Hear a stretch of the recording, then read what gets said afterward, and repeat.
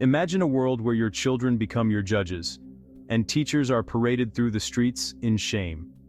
In 1966 China, this nightmare became reality, not from foreign invasion, but by the command of Chairman Mao Zedong.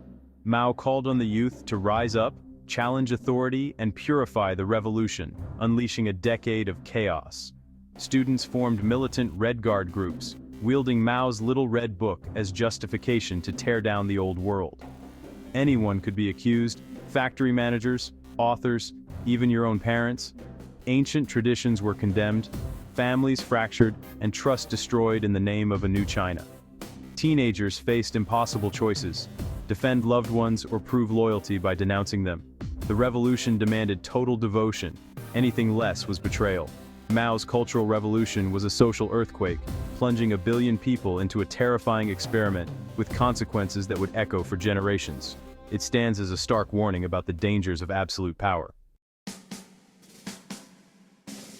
To understand the Cultural Revolution, we must first understand Mao Zedong. Born in 1893 to a peasant family, Mao witnessed China's collapse and foreign domination, fueling his fierce nationalism. He embraced Marxism-Leninism, adapting it for China's rural reality, and became a founding member of the Communist Party in 1921. Mao's leadership during the Long March and the Civil War against the nationalists cemented his authority. In 1949, he declared the People's Republic of China, unifying the nation after decades of chaos. Mao was hailed as a savior, enacting sweeping reforms and transforming China into an independent power. But he was never content with stability. He believed true communism required constant class struggle. Even after victory, he saw enemies everywhere: landlords, intellectuals, and even within the party. Mao's deep paranoia and revolutionary zeal set the stage for the next upheaval. His quest for perpetual revolution would soon plunge China into turmoil once again. By the late 1950s, Mao was impatient to transform China into an industrial giant. The Great Leap Forward in 1958 forced millions into communes, abolishing private property and pushing peasants into steel production. Propaganda boasted miraculous results, but the reality was catastrophic. Backyard furnaces produced useless metal, and agriculture collapsed. Exaggerated reports led the state to seize too much grain, causing one of history's worst famines. Between 1959 and 1962, up to 45 million people died of starvation. Dissent was crushed. When Peng Dehuai criticized the disaster, he was purged, warning others to stay silent. The scale of the tragedy eventually became undeniable, damaging Mao's prestige. Pragmatic leaders like Liu Shaoqi and Deng Xiaoping sidelined Mao, introducing moderate reforms to stabilize the country. Peasants regained small plots, and market incentives returned. Mao, feeling betrayed and marginalized, saw these changes as a retreat from revolution. His desire to reclaim absolute power and punish capitalist roaders planted the seeds for his next, even more radical campaign. The stage was set for the Cultural Revolution. Mao was ready to strike back. By the mid-1960s, Mao saw the party as a new elite, drifting from revolutionary ideals. He believed China faced a choice: continue down the capitalist road or return to true communism, by force if necessary. Mao chose the youth as his weapon, launching his attack in the cultural arena. In 1965, a critique of a historical play became a coded attack on his rivals, signaling that no one was safe. In May 1966, Mao's May 16th notification officially launched the Cultural Revolution, calling for the purge of bourgeois elements within the party and society. The message electrified students. At Peking University, a big character poster denouncing university leaders was personally endorsed by Mao and broadcast nationwide. This was the spark. Students now had Mao's blessing to challenge and attack all authority. The Red Guards were unleashed. The chaos Mao envisioned began to spill into the streets. China was about to be transformed by a tidal wave of revolutionary fervor.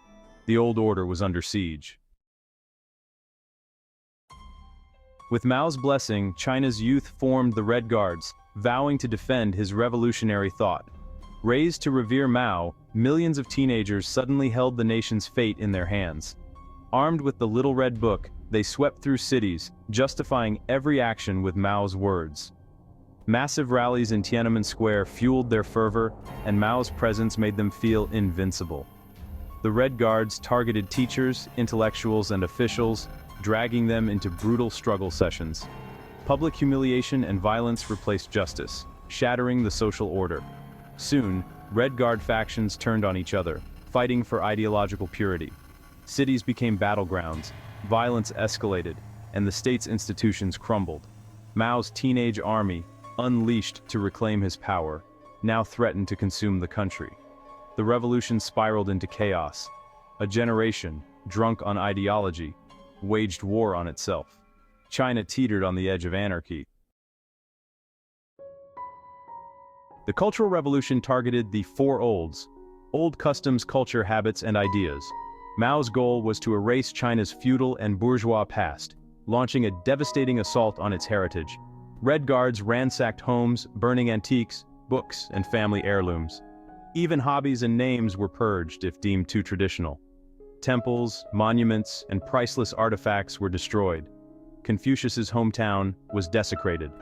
Thousands of cultural sites vanished, leaving an irreplaceable void. Artists, writers, and scholars were humiliated, imprisoned, or driven to suicide. Knowledge became dangerous. An entire generation of culture bearers was silenced. China's history and intellectual diversity were systematically stripped away. The war on culture left scars that would take decades to heal. Beneath the political chaos were millions of stories of suffering and betrayal.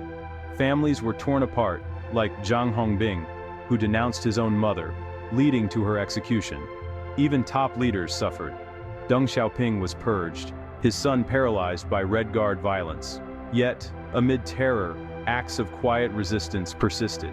Intellectuals hid rare books, families honored ancestors in secret, and friends risked listening to forbidden music.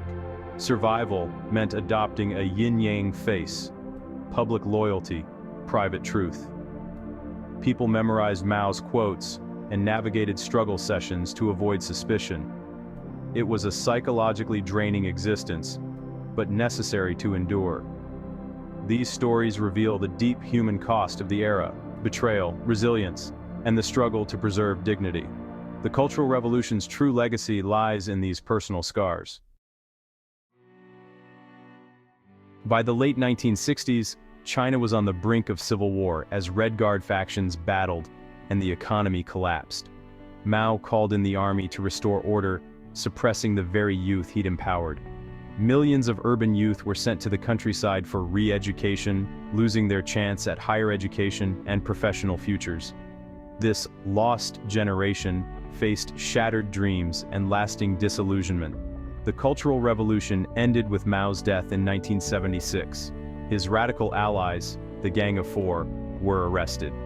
The party blamed them for the chaos, preserving Mao's legacy while avoiding full accountability. The trauma led to a rejection of radical politics. Deng Xiaoping's rise brought economic reform and pragmatism, not ideology. "It doesn't matter if a cat is black or white as long as it catches mice," he famously said. Stability and order became the party's new guiding principles. The scars of the Cultural Revolution still shape China today. Today, the Cultural Revolution remains a sensitive, often silenced topic in China.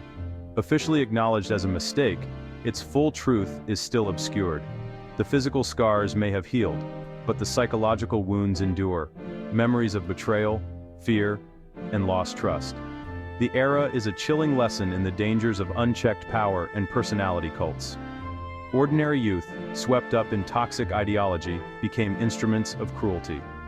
The story warns us that culture, tradition, and the rule of law are fragile and must be protected. Remembering the Cultural Revolution is about learning how good intentions can lead to horror and why critical thinking and empathy are vital. Its echoes remind us, the path to utopia can lead straight into the abyss.